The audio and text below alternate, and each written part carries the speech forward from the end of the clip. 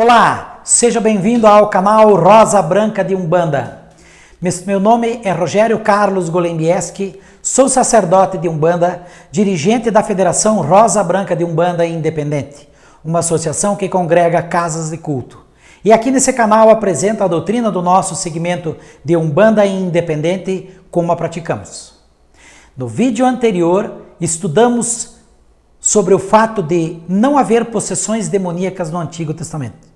E estudamos como na tradução da Bíblia para a Bíblia atual foi alterado o texto em que dizia claramente que o profeta Samuel se manifestou depois de morto através de uma médium e conversou com o rei Saul. E observamos no texto que foi alterado, aonde o texto foi alterado para ocultar esse fato. E estudamos também o fato de que há uma diferença, uma lacuna de tempo entre o Antigo Testamento e o Novo Testamento. Mas afinal, por que há tantas possessões demoníacas no Novo Testamento? Será que são demônios ou será que são outra coisa? Isso eu convido você a estudar comigo nesse vídeo. Vamos lá? Os caboclos trazem as folhas da Jurema e os pretos velhos trazem a muda Erigué. Eles vêm trabalhar na lei de Umbanda, tem licença de Aruanda pra salvar quem quer. Possessões demoníacas no Novo Testamento. Para entendermos como isso ocorre, como isso ocorreu, precisamos estudar o período intertestamentário. Esse período aconteceu e ele vai nos explicar por que o Novo Testamento é tão diferente do Antigo Testamento. Por que no Novo Testamento há tantas possessões demoníacas e no Antigo Testamento não há nenhuma. O período intertestamentário é o período que alguns chamam de 400 anos de silêncio. Esse foi o período entre o Velho e o Novo Testamento, e entre o último livro do Antigo Testamento, que é o livro de Malaquias, e o primeiro escrito no Novo Testamento, que é o livro de Marcos, ocorrem 400 anos. Período em que não houve revelação profética nenhuma, mas nesse período aconteceu muita coisa em âmbito social e político. E durante esse período, o povo de Israel esteve primeiro sob o domínio persa, depois sob o domínio grego e por fim sob o jugo romano. Os gregos conquistaram os persas em 333 a.C. e a cultura grega começou a influenciar o modo de vida judaico. Os gregos introduziram novas ideias e tradições que levou a uma divisão entre os judeus tradicionais e os judeus helenizados. Surgia o helenismo. A helenização do judaísmo, ou seja, quando os judeus aderiram a costumes gregos, levou os judeus a traduzir as escrituras hebraicas para a língua grega. Foi aí, nesse momento, que surgiu a tradução conhecida como Septuaginta, que foi concluída em Alexandria no século III a.C.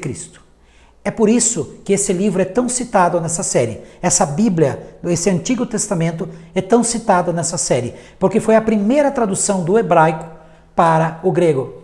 A Septuaginta tornou-se a versão preferida das escrituras hebraicas para muitos judeus helenizados, ou seja, que haviam sofrido já um sincretismo de cultura por parte do povo grego. Nesse período de 4 séculos, o povo judeu conviveu com outras religiões, com outros povos, e esse fato influenciou diretamente, no ponto de vista da nossa doutrina, a forma como os fenômenos eram interpretados.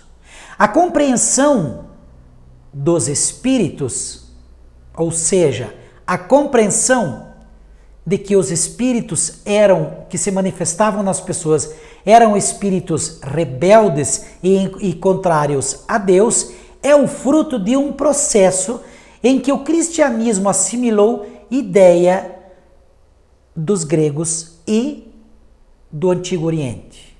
Originalmente, os cristãos assimilaram o Antigo Testamento, ideias do Antigo Testamento, unindo essas ideias, sincretizando essas crenças com os gregos e o povo oriental. Originalmente, o Antigo Testamento atribuía a bênção e a maldição unicamente a Deus. Na crença dos gregos não era assim. Haviam os daimons. Essa palavra fez toda a diferença na história. O daimon seriam seres espirituais intermediários entre Deus e o diabo, entre o bem e o mal. E eles poderiam agir tanto para o bem como para o mal. Daimon seria uma qualificação, seria a forma como se denominava seres espirituais. Mas a palavra daimon, ela não quer dizer se ele é bom ou ruim. Apenas é o mesmo que nós chamarmos espíritos. Há espíritos bons e há espíritos ruins, mas a palavra é espírito. Então, para os gregos havia os daimons bons e os daimons ruins. Ambos eram daimons, ok? A tradução da palavra daimones seria gênio, uma entidade, ser espiritual. Mas, em português, foi essa palavra, a tradução dessa palavra que deu origem a uma palavra chamada demônio. Costuma-se atribuir a Xenócrates, um discípulo de Platão, a primeira referência explícita à existência de demônios maus. Essa tendência de considerar demônios como entidades exclusivamente prejudicial se tornou predominante nos 3 séculos anteriores à era cristã, ou seja, no período intertestamentário. Havia acabado o Antigo Testamento e ainda não havia iniciado o Novo Testamento. E aí a ideia de Xenócrates vai determinar decisivamente o entendimento vigente na época de Jesus. Por quê? Porque nos originais do Antigo Testamento o termo demônio simplesmente não aparece. Esse termo só aparece em traduções posteriores. Não existe na língua hebraica nenhum termo genérico para designar um poder demoníaco, ou seja, o termo demônio não é hebraico, ele é grego, por isso que ele não aparece. Por isso que não aparecem possessões demoníacas no Antigo Testamento. E é esse termo, demônio, daimon, que vai influenciar o Novo Testamento. Porque esse termo é de linguagem grega e influenciou na narrativa bíblica quando esta foi traduzida para a língua grega. A palavra daimon, da qual se originou o termo demônio, não designava um ser ruim, mas espíritos ou divindades em geral, fossem elas boas ou más. Fatores que contribuíram para esse entendimento exclusivamente negativo da ação do daimon foi a influência do pensamento filosófico grego, a cultura da cultura que predominava na época, a cultura das pessoas, as religiões do Antigo Oriente, como os babilônios, os egípcios, os persas. Como, por exemplo, observemos esse termo, Kakudaimones, é o grupo de espíritos maus que personificava todos os males que devastavam a humanidade.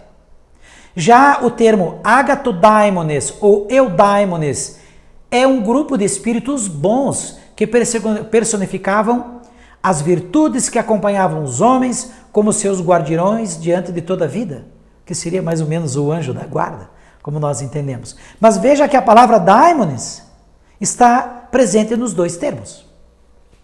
Vejam que ambos eram daimones, mas uns bons, outros ruins. Todos foram catalogados. Esse foi o problema, que todos os seres espirituais foram catalogados como maus por causa do discípulo de Platão, que entendia que os demônios eram unicamente maus. Pois, agora sim, atenção, que isso é muito importante para que nós compreendamos como houve essa transição para a possessão demoníaca. Por quê?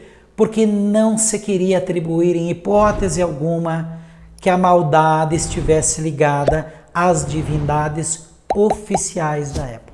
A religião predominante não poderia ser criticada.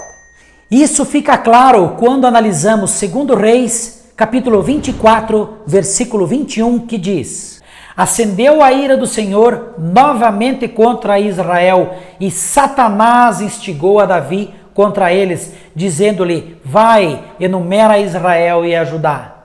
Então, no Antigo Testamento, nós percebemos então que há diferença entre os dois textos. E por que na Septuaginta, na tradução para o grego, agora aparece a palavra Satanás? Justamente por isso. Porque na época não se queria, não se devia e também não se podia atribuir atitudes más às divindades das religiões predominantes. Nesse momento, a religião dos judeus estava em ascensão. Então o que ocorre? Ocorre que o tradutor, quem traduziu para o grego, traduziu de uma forma que fez com que o mal fosse atribuído agora a Satanás, para não parecer que as divindades, que a religião predominante tinha algo de negativo. É a mesma história, só que agora ela está sendo reescrita pelo tradutor de acordo com o que convinha na época. No Antigo Testamento, como estudamos, não havia esse dualismo. Não se admitia que existisse uma força que enfrentava a Deus de igual para igual. Até mesmo o diabo era subordinado a Deus. Os espíritos que possuíam as pessoas o faziam por intermédio da permissão divina. E é justamente aqui que temos os fatos que comprovam o divisor das águas. A ideia da possessão demoníaca não é originária do Antigo Testamento, mas da cultura grega que influenciou nas traduções dos textos originais. E nessa tradução acontece algo que impactou diretamente a mediunidade. Vamos comparar dois textos que, na nossa doutrina, acreditamos que comprovam o nosso ponto de vista. Salmo capítulo 96, versículo 3 a 5. Antes do helenismo, ou seja, antes da influência grega sobre os judeus, antes dos judeus absorverem a cultura grega, lá na Bíblia hebraica, antes do período intertestamentário, antes dos 400 anos de silêncio, o que estava escrito na Bíblia hebraica? Vamos lá? Salmo 96, 3. Anunciai entre as nações a sua glória, entre todos os povos as suas maravilhas. Porque grande é o Senhor e digno de louvor, mais tremendo do que todos os deuses. Porque todos os deuses dos povos são coisas vãs, mas o Senhor fez os céus e a terra. Calma, agora vamos ler o mesmo texto lá na Septuaginta. Vamos ver como esse texto foi traduzido para o grego. E na Septuaginta diz: anunciai a sua glória entre as nações, suas maravilhas entre todos os povos, porque o Senhor é grande e muito digno de ser louvado. Ele é terrível acima de todos os deuses. E agora, no versículo 5, vem a diferença. Porque todos os deuses pagãos são demônios, mas o Senhor fez os céus. Vejam a comparação. Antes do helenismo. Porque todos os deuses dos povos são coisas vãs, mas o Senhor fez os céus e a terra. Observem agora na tradução para o grego, porque todos os deuses pagãos são demônios, mas o Senhor fez os céus e a terra. Por que antes da tradução para o grego, os deuses eram coisas vãs? Porque depois da tradução para o grego, os deuses se tornaram demônios? Quando analisamos a escritura em hebraico, percebemos que não existe Satã no texto, ou seja, é fruto de uma tradução do texto original para o grego. Aqui está a frase em hebraico, conforme está na Bíblia antes da tradução para o grego, que diz: porque todos os deuses dos povos são coisas vãs, mas o Senhor fez os céus e a terra. Podemos observar que não aparece a palavra Satã no hebraico. No Salmo 95 também não há menção ao diabo quando se fala de outros deuses. Porque o Senhor é Deus grande e Rei grande acima de todos os outros deuses. Podemos observar no texto original que não aparece a palavra Satã. Como estamos vendo com dados e fatos, existem Bíblias diferentes e o texto muda consideravelmente por conta da tradução da língua hebraica para o grego. Mas não é só isso que aconteceu. existe um outro fator que influenciou muito para que a palavra daimon fosse generalizada nas passagens bíblicas do Novo Testamento. Esse fator impactou diretamente na crença nas manifestações espirituais, fez muita diferença na religião e colaborou muito para a associação da mediunidade com os demônios. Você sabe o que é? Isso eu convido você a assistir comigo no nosso próximo vídeo. Até lá, eu deixo a todos o meu fraterno saravá. Bom